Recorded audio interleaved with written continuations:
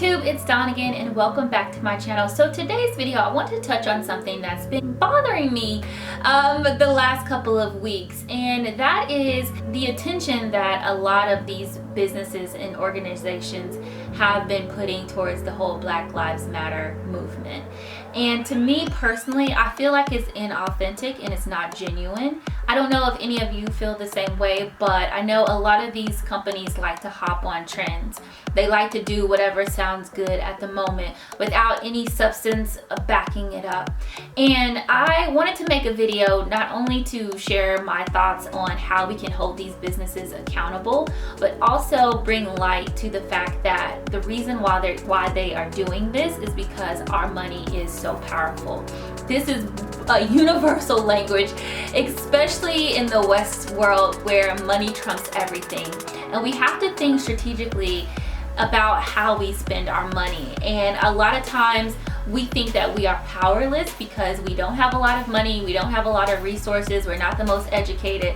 But let me tell you, a dollar is powerful, right? Because you think about how many businesses on an everyday basis is vying for that dollar. They're competing for that dollar. They want your money. And so that in and of itself gives you a lot more power than you think. So we need to start thinking about the other side and what's important to them and act accordingly. And if money isn't important to you, even better, you have even more power because you could do without it and you have more control over how you spend it. So I wanted to identify some ways that we can make our money work better for us in society as a whole. So one is we have to call out these companies where these people are not putting their money where their mouth is. I'm so sick of going on social media and seeing Black Lives Matter, we have to do better about diversity, and then you look at their leadership board or even their employee staff in general and it's all the same. It's all the same. There's no diversity. You know, I work in retail a lot, so I get to see the decision makers, and a lot of times they are white older men. And I'm just like, where is the diversity? You know, one of the companies that I will say is quite diverse. Now, I don't know in terms of like the C-suite, but a retailer is Ross. I've seen, you know, I've worked with them and they are quite diverse across the board. Their locations are in our neighborhood, and so they have to, you know, to me, if you're going to be in our neighborhood, you need to employ people that look like the people that you are servicing.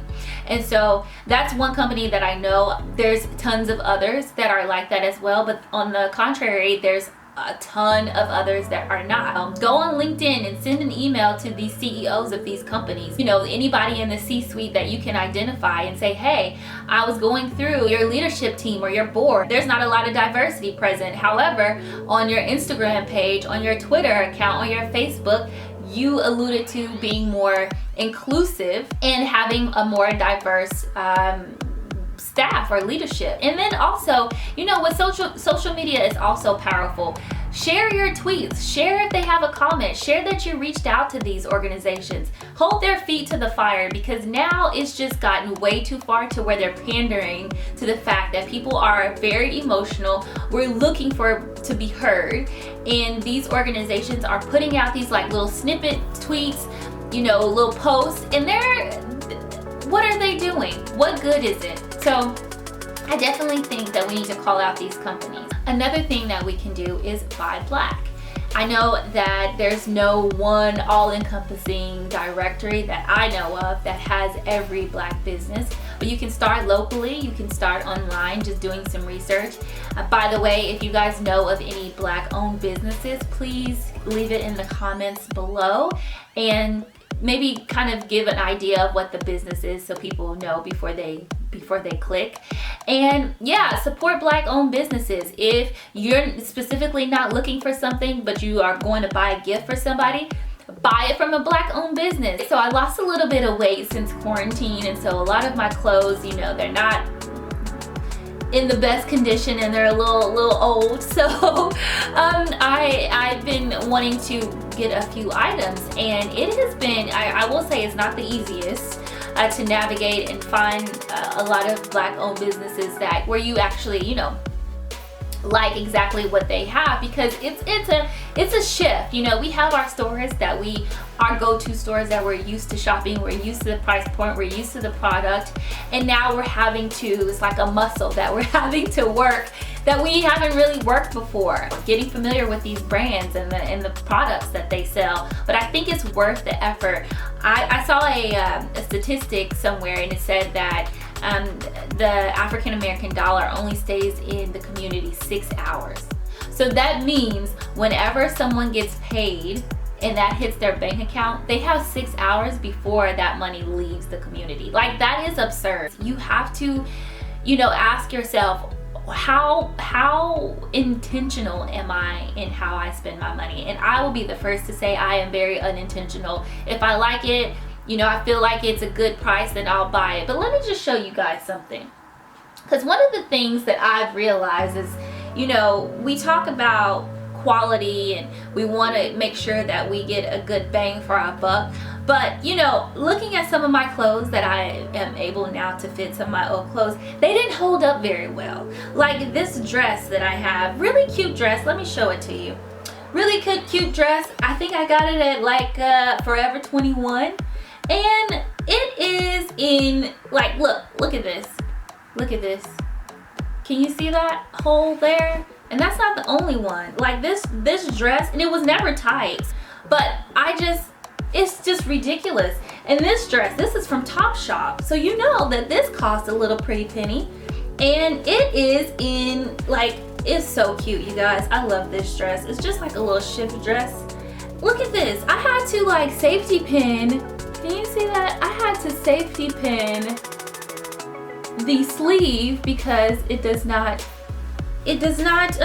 ripped. Look at this. And I'm not hard on my clothes. I know it looks like I'm very hard on my clothes, like I like play wrestling or something, but no, I'm not hard on my clothes by any means. But if we're willing to pay like whatever for a Topshop dress that is in that condition after a few years, then why don't we invest in our people? Why don't we invest in quality clothes? You know, it may cost a little bit more, but you get what you pay for. You know, all of this stuff is mass produced. They don't really care. It's very cheap quality clothing, but because it has a brand, they're able to hike up prices and have us buy into it because of the brand. So I'm just like, buy black whenever you can. Even if you start off just, you know, candles or hair beauty products, just start small, and then eventually as you do your research and you get more familiar with other brands, then you can invest your money in those brands. But, you know, just start somewhere. We need to figure out where these companies are donating their money, because I'll be darned if I shop at a business on a regular basis and they are in donating that to an organization that works to my detriment.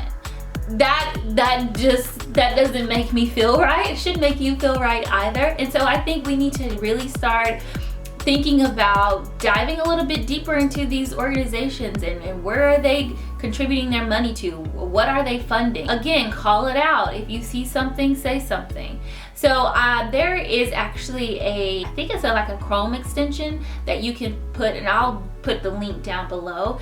I'm not sponsored or anything by this. I saw it online and I was like, oh my God, that's pretty cool. It allows you, any page that you're on, it allows you to see how they donated, and you can pick and choose which ones are aligned with your values and which ones aren't. And if they aren't, don't shop at those. It's just that simple. And now we live in a society where there's so many different options. You don't have to shop like at a grocery store. I mean, there's tons of grocery stores around. It may not be a black owned business where you are, but you can pick a business that's maybe not black owned, but they don't donate to causes that you're not in line with. Simple as that. So I think that is another way that we can have more control over our dollar. Have more control over our dollar or pound or euro, whatever it is, you have control over your money. If you are looking for a black owned business and you, for whatever reason, cannot find one that meets your needs and you don't feel comfortable, you know, going to be a customer at another retailer, how about you start your own business? You be the change that you want to see. And that's always been my motto. If you want to, see a Black owned grocery store, open one up in your neighborhood. Start small. You don't have to compete with the Walmarts or Morrisons. And the thing is, I'm sure there are other people who are thinking just like you. They're looking around and they're saying, hey, there's a gap in the market that we need to fill. That's how the greatest things come about, when there's a gap in the market. Because not only are you looking for it, other people are too.